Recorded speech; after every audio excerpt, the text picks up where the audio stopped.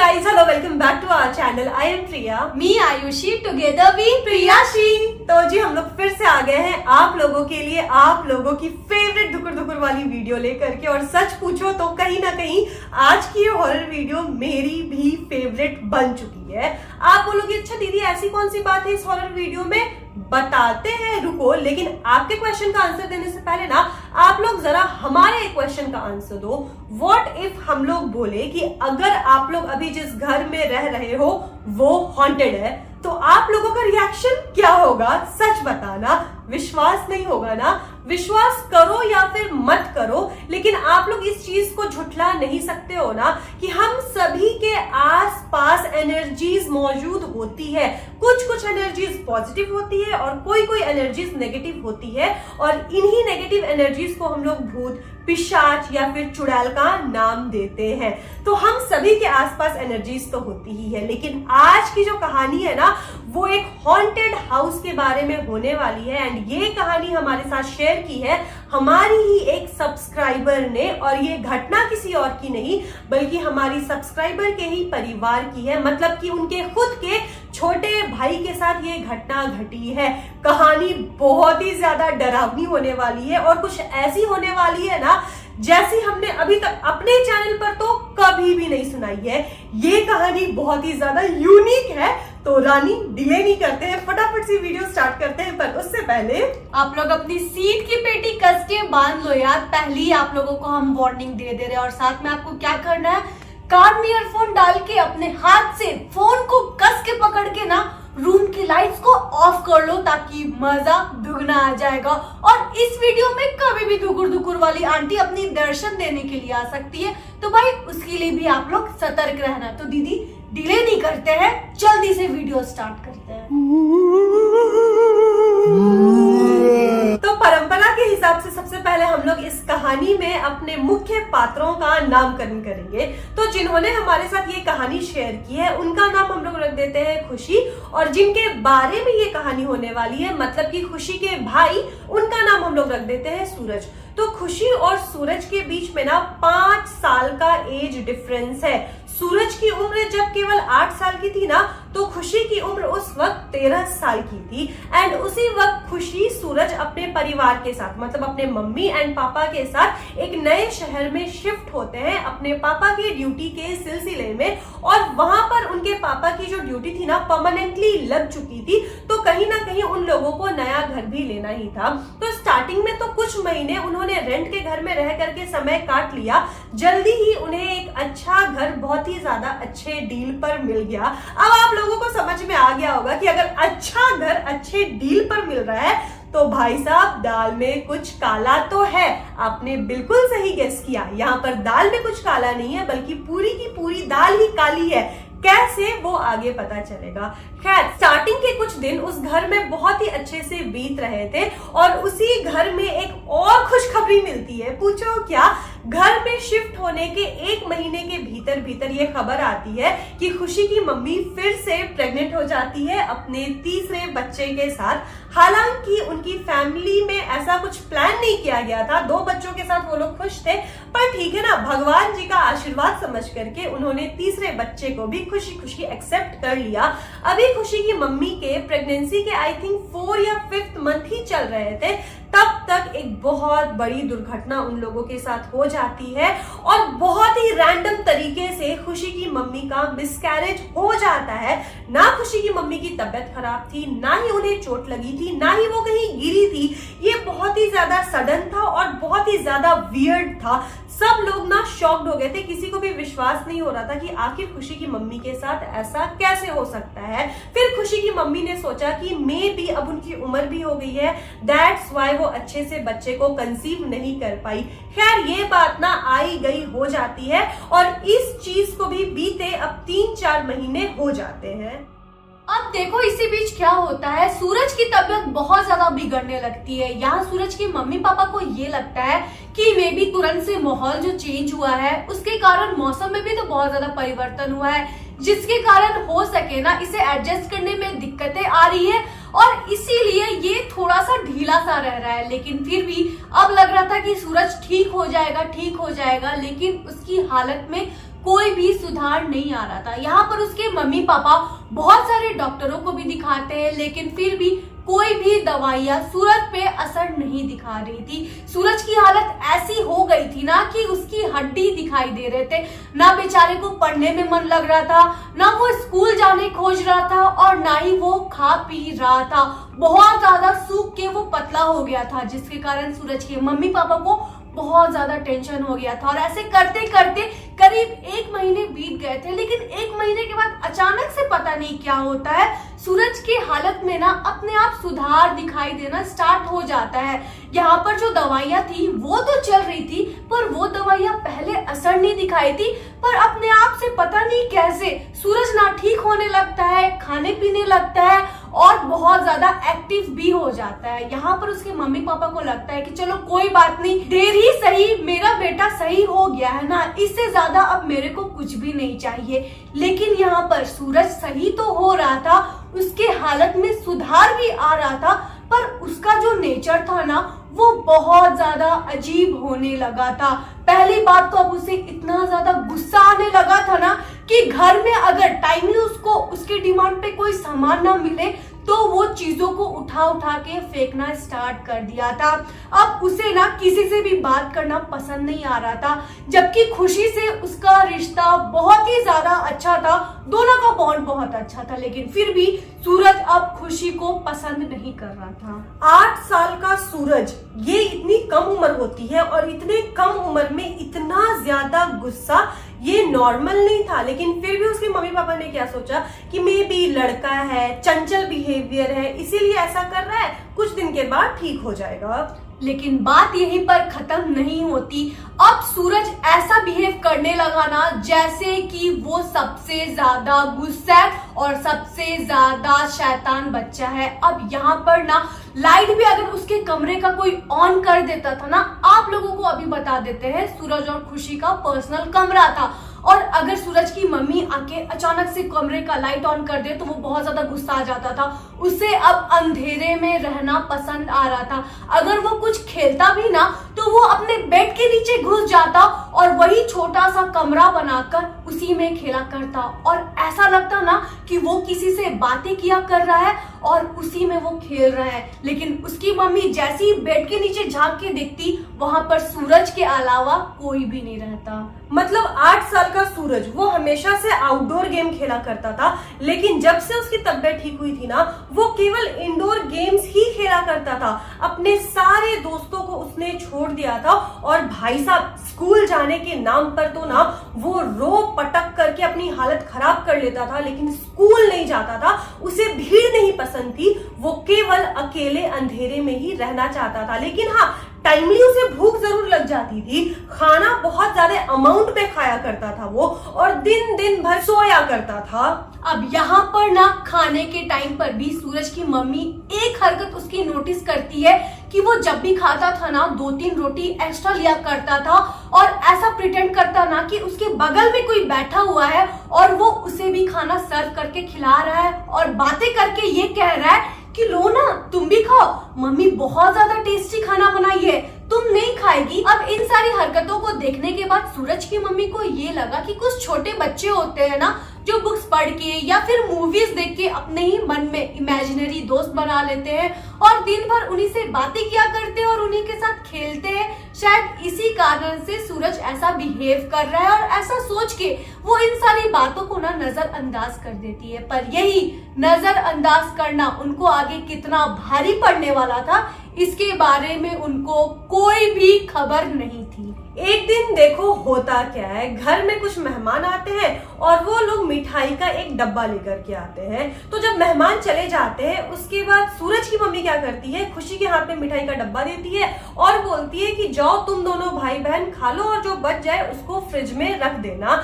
खुशी यहाँ पर 2 मिठाई खुद लेती है और 2 मिठाई सूरज को भी देती है, लेकिन वहां पर सूरज क्या बोलता है कि नहीं, मुझे पूरा का पूरा डब्बा चाहिए। खुशी ने सूरज को मना किया, सूरज जबरदस्ती करने लगा, और जब खुशी ने सूरज की बात नहीं मानी तब सूरज ने क्या किया, दीवार पर जाकर के अपना सर पटका जोर जोर से अपनी जिद मनवाने के लिए, अपनी बात मनवाने के लिए। जब खुशी ने सूरज से पूछा कि तू इतनी सारी मिठाइयों का क्या करेगा, तब सूरज क्या बोलता है ना कि मैं अपनी छोटी बहन को दूंगा। खुशी यहाँ पर सोचती है छोटी बहन, कौन सी छोटी बहन, कब आई छोटी बहन। और ये बात जा करके जैसे ही खुशी अपनी मम्मी को बताने वाली होती है ना, पीछे से सूरज आता है, उसके बाल को पकड़ता है और जोर से उसे जमीन पर पटक देता है और उसे मारने लगता है। खुशी जोर जोर से चिल्लाने लगती है, अपनी मम्मी को आवाज देकर के बुलाने लगती है। उसकी मम्मी दौड़ करके आती है और दोनों बच्चों को अलग अलग करती है और गुस्से में सूरज को 2 थप्पड़ खींच खींच कर लगाती है कि तुझे समझ में नहीं आता कि खुशी तेरी बड़ी बहन है, तुझे हमने यही संस्कार दिया है कि अपने बड़ों पर हाथ उठाना। इतना समझाने के बाद भी सूरज को कुछ समझ में नहीं आता है और उसके बाद वो अपनी मम्मी से ही जुबान लगाने लगता है। जैसे ही सूरज अपनी मम्मी को उल्टा पलट के जवाब पे जवाब दिए जा रहा था ना, उसकी मम्मी का पारा बहुत ज्यादा हाई हो जाता है और उन्होंने उस दिन सूरज की जम करके पिटाई की। लेकिन पिटाई करते करते ही सूरज ने अपनी मम्मी से कुछ ऐसा कहा ना, जिसको सुनने के बाद खुशी की और सूरज की मम्मी के दोनों के पैरों के नीचे से जमीन खिसक गई थी। क्या कहा था सूरज ने रानी? सूरज ने अपनी मम्मी को ये कहा कि तुम लोग भी मुझे वैसे ही मारना चाहते हो ना, जैसे तुम लोगों ने अपनी छोटी बेटी को मारा है। मेरी छोटी बहन ना अभी भी मेरे साथ है और तुम लोगों के बारे में सब कुछ मेरे को बताती है कि तुम लोग कितने ज्यादा बुरे हो। तुम लोगों को क्या लगा था कि तुम लोग उसको मार दोगे और वो यहाँ से चली जाएगी? तुम लोग गलत हो। वो मेरे साथ हमेशा रहती है और मुझसे बातें किया करती है। ये सब चीजें सुनने के बाद अब सूरज की मम्मी को और खुशी को कहीं ना कहीं ये लगने लगा था कि उतने दिनों से सूरज की जो अजीबोगरीब बिहेवियर थी ना, वो लिटरली नॉर्मल नहीं थी और वो आम बच्चों से क्यों अलग थी, ये भी उन लोगों को डाउट होने लगा था। सबसे पहले तो खुशी और सूरज की मम्मी को ये लगता है ना कि मे बी उनका जो बच्चा मिसकैरेज हुआ था ना, छोटा बच्चा उन्होंने जो खो दिया था, इसी चीज का सदमा सूरज को लगा होगा।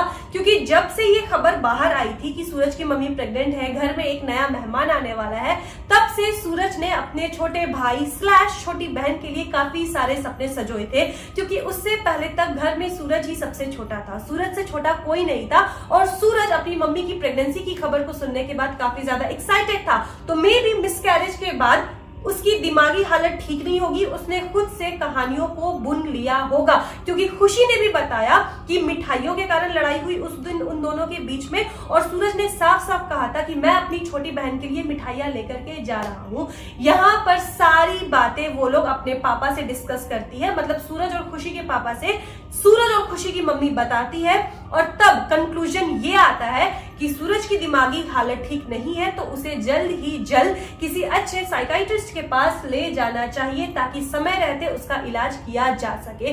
सूरज को शहर के काफी नामी गिरामी साइकाइट्रिस्ट के पास भी ले जाया जाता है, उसके सेशंस होते हैं, लेकिन वहां जाने के बाद सूरज ऐसे बिहेव करता है जैसे उसकी मम्मी और खुशी झूठे हो। घर में ऐसा कुछ कभी हुआ ही नहीं हो, कोई छोटी बहन हो ही नहीं। और यहाँ पर ना सूरज की मम्मी पागल हो रही थी कि अचानक से उनके बच्चे के साथ ये सब क्या हो रहा है। जब साइकाइट्रिस्ट के सेशंस भी काम नहीं आए, तब फाइनली सूरज की मम्मी सूरज को ले करके एक दिन कमरे में अकेले बैठती है और उसके बाद वो सूरज से बहुत ही ज्यादा प्यार से बात करने की कोशिश करती है, बहुत ही ज्यादा प्यार से चीजों को अंदर से निकलवाने की कोशिश करती है और ये जानने की कोशिश करती है कि आखिर सूरज के मन में एग्जैक्टली है क्या और जो भी उनके बच्चे के साथ हो रहा है उसके पीछे का रीजन क्या है।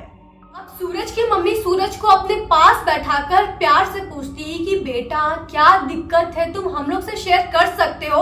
अगर हम लोगों से कोई भी तुम्हें नाराजगी है ना तो बताओ ना, हम लोग उसे ठीक करेंगे, पर तुम ऐसे बिहेव मत करो। उसकी मम्मी इतना ज्यादा प्यार से पूछती है और बहुत फोर्स करती है, लेकिन फिर भी सूरज एक भी रिप्लाई अपनी मम्मी को देने को रेडी नहीं था। बहुत ज्यादा प्रेशर बनाने के बाद सूरज ऐसा जवाब देता है ना जो एक 8 साल के बेटे के मुंह से आप लोग ना एक्सपेक्ट भी नहीं करोगे। अब सुनो सूरज यहाँ पर अपनी माँ को क्या कहता है।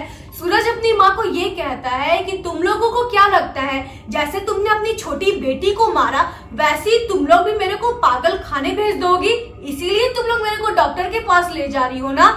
मेरी छोटी बहन मेरे को सब कुछ बता चुकी है, टेंशन मत लो, तुम लोग कितने ज्यादा बुरे हो मेरे को सब पता है। कुछ दिनों के बाद ना वो मेरे को अपनी दुनिया ले जाएगी अपने साथ, उसके बाद हम तुम लोगों के साथ नहीं रहेंगे। ये चीज सुनने के बाद सूरज की मम्मी बहुत ज्यादा गुस्से में आ जाती है और वो चिल्ला के सूरज को कहती है कि कौन है तुम्हारी छोटी बहन, कहाँ पर है, जरा मेरे को भी तो उससे मिलवा।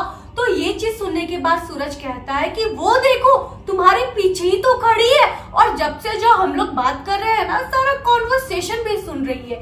ये चीज सुनने के बाद अब यहाँ पर सूरज की मम्मी थोड़ा सा डर जाती है और वो पीछे ऐसे टर्न करके देखती है, लेकिन पीछे सूरज की मम्मी के कोई भी खड़ा नहीं रहता। यहाँ पर सूरज की मम्मी फिर से कहती है कि यहाँ पर तो कोई नहीं खड़ा है, तुम्हारी जो भी छोटी बहन है उसको बोलो मेरे सामने आके खड़े रहने के लिए।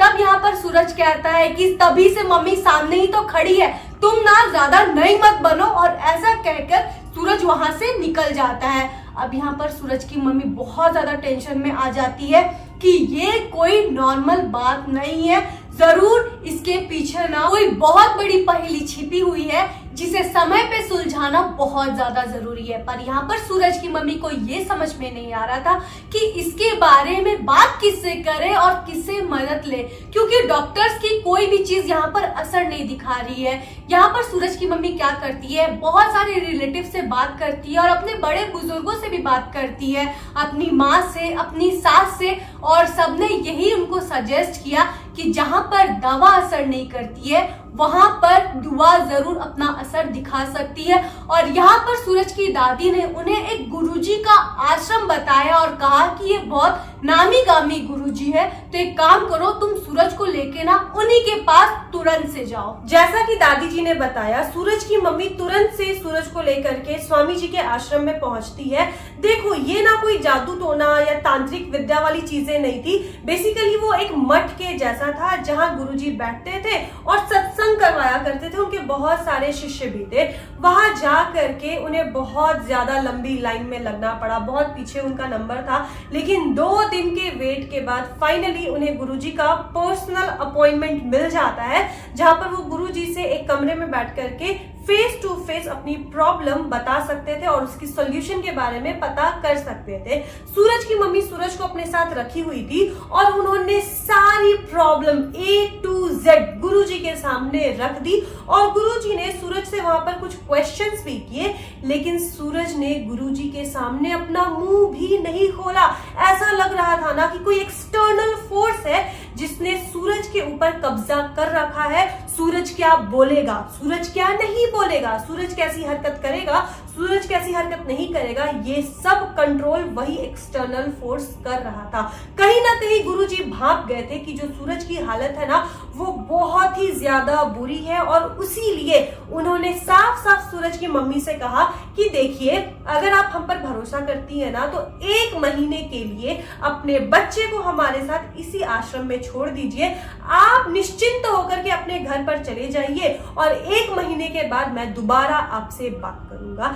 ये सुनकर के सूरज की मम्मी थोड़ी दुविधा में पड़ गई। अपने इकलौते बेटे को ऐसे किसी अनजान गुरुजी के आश्रम में छोड़ना एक बहुत बड़ी बात थी, लेकिन कहीं ना कहीं उन्हें दादी जी की बात का भरोसा भी था। साथ ही साथ वो गुरुजी भी काफी ज्यादा पहुंचे हुए थे।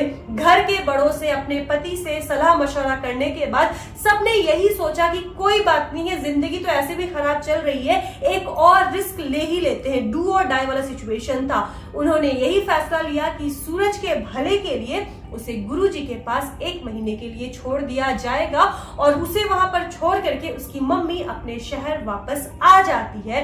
यहाँ 1 महीने सूरज की मम्मी की जो हालत थी ना पूछो मत।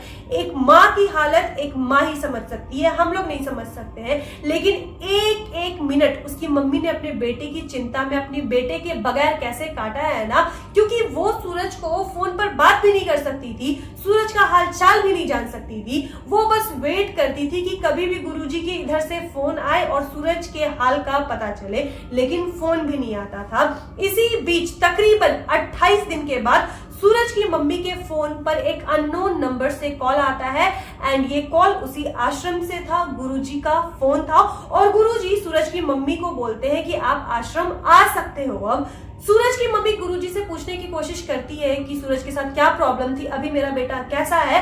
गुरुजी ने बस उनसे एक बात कहा कि आपका बेटा ठीक है, आप सामने से आकर के अपने बेटे को देख सकती है।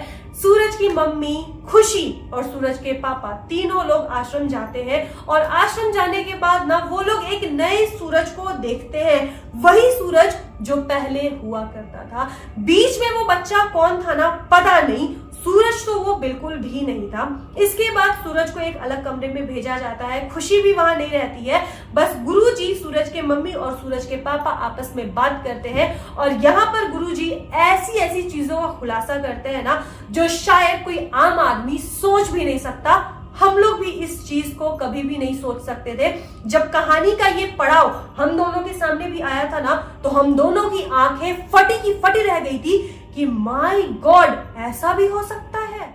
गुरुजी सूरज के मम्मी पापा को ये कहते हैं कि अब आपका बेटा पूरी तरह से ठीक हो चुका है, अब आप इसे अपने घर ले जा सकते हैं। ये चीज सुनने के बाद सूरज के मम्मी पापा के दिल में बहुत ज्यादा तसल्ली पहुंचती है।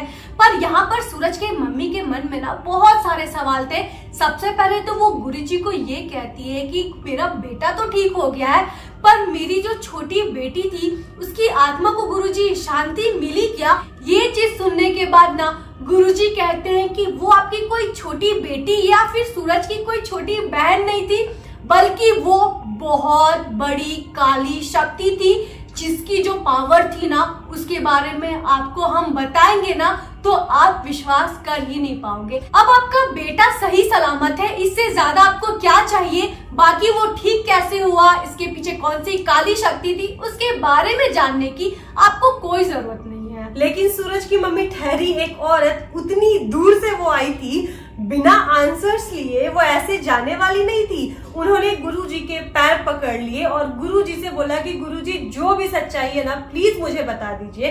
तब गुरुजी देखो यहाँ पर क्या बताते हैं। वो बोलते हैं कि आपका जो मिसकैरेज हुआ था, आपके पेट में जिस बच्चे की जान गई थी, उसका इस केस से कोई लेना देना नहीं है। और सूरज जिसको बोल रहा है कि मेरी छोटी बहन है, मुझे अपने साथ ले जाएगी, तुम लोगों ने उसे मार दिया, वो सूरज की कोई बहन नहीं थी, बल्कि वो एक बहुत ही बड़ी और बहुत ही शक्तिशाली डायन थी, जो कि आप लोगों के घर में ही रहा करती थी काफी सालों पहले। और उसी घर में वो काली विद्या से, काली शक्तियों से डायन, टोटका और जो भी टोना होता है वो सब किया करती थी। और उसी घर में वो कितनी सारी साधना सिद्धि भी किया करती थी। आप लोग जिस घर में अभी रह रहे हो ना, वो घर बहुत ही ज्यादा दूषित है। इसी रीजन से आपका बच्चा ठहर नहीं पाया और 4 मंथ में ही उसका मिसकैरेज हो गया। और साथ ही साथ यहाँ पर सूरज के पीछे वो काली शक्ति इसीलिए पड़ी थी क्योंकि काफी टाइम से आप लोग जिस घर में रह रहे हो वो घर खाली था। उस डायन को अपना शिकार नहीं मिल रहा था, सूरज के रूप में उसे शिकार मिला।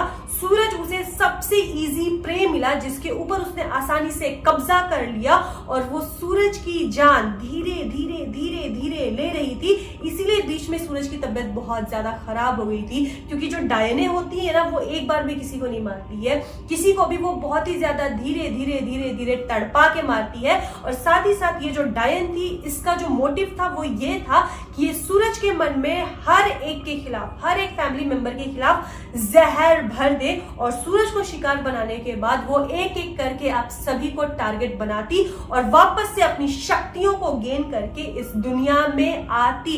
तो जल्द से जल्द आप लोग उस घर को छोड़ दो और उस घर के आसपास भी मत रहना, क्योंकि हम लोग चाहे कितना भी कंट्रोल कर ले, हमने भले ही उस शक्ति को दूर कर दिया है, लेकिन उसके जुबान पे आपके बेटे का स्वाद लग चुका है और आपके बेटे के तलाश में ना वो किसी भी हद तक जा सकती है, आज नहीं तो कभी और। तो कोशिश करो कि अपनी बेटे को यहाँ से बहुत ज्यादा दूर भेज दो। ये सुनने के बाद ना सबके होश उड़ गए। यहाँ पर सूरज की मम्मी को समझ ही नहीं आ रहा था कि आखिर वो लोग अब करे तो करे क्या। इतनी जल्दी घर खोजना मुश्किल ही नहीं नामुमकिन होता है। फिर भी उन्होंने वो घर छोड़ा। कुछ दिन तो वो लोग होटल में जाकर के रहे थे, फिर किराए के घर पे रह रहे थे और उसी टाइम के बाद उन्होंने सूरज को शहर से भेज दिया और फिर दूसरे शहर से ही सूरज अपनी पढ़ाई करने लगा। और आज के डेट में आई थिंक सूरज की उम्र हो गई है 15-16 साल। उस लड़के ने मैट्रिक की परीक्षा भी दे ली है, लेकिन खुशी बताती है ना कि वो लोग अभी भी उसी शहर में है, सूरज उस शहर में नहीं आता। जब भी उन लोगों को सूरज से मिलना होता है ना, उनका पूरा परिवार सूरज के पास जाता है। खैर वो लोग बस वेट कर रहे हैं उनके पापा की सर्विस का खत्म होने का। जब उनके पापा की सर्विस खत्म हो जाएगी तो सारा परिवार उस शहर से शिफ्ट हो जाएगा, क्योंकि नौकरी छोड़ना इतना इजी नहीं है। अगर नौकरी छोड़ देंगे तो फिर भाई घर कैसे चलेगा। खैर आप देख सकते हो एक हॉन्टेड घर के कारण, एक नेगेटिव एनर्जी के कारण कैसे एक परिवार अलग हो गया है। एक बेटा अपने माँ बाप के पास नहीं आ सकता मिलने के लिए, अपने घर पर आकर के त्योहार सेलिब्रेट नहीं कर सकता। बहुत सारे लोग ऐसे होते हैं ना जो नेगेटिव एनर्जीज वगैरह पर विश्वास नहीं करते। मत करो, अच्छी बात है, लेकिन हाँ आप लोग इसे पूरी तरीके से झुठला भी नहीं सकते, क्योंकि जिसके सिर पे ये मुसीबत पड़ती है ना उनसे पूछना कि ये प्रॉब्लम कितनी बड़ी है और ये एक ऐसी प्रॉब्लम है जिसका कोई सोल्यूशन ही नहीं है। तो दोस्तों आज की वीडियो थी ना धुकुर धुकुर वाली, और अगर आपको आज की वीडियो अच्छी लगी होगी तो इस वीडियो को बिना लाइक किए मत जाना। और अगर आप हमारे चैनल पे नए हो और हमारा ये प्यारा प्यारा फेस पहली बार देख रहे हो तो हमारे चैनल को भी सब्सक्राइब कर देना यार। और अगर आपके पास भी ऐसी भूतिया कहानी होंगी ना तो वो भी आप हमारे साथ शेयर कर सकते हो। आपको सारे लिंक्स ना डिस्क्रिप्शन बॉक्स में मिल जाएंगे। मिलते हैं नेक्स्ट वीडियो के साथ, तब तक के लिए बाय।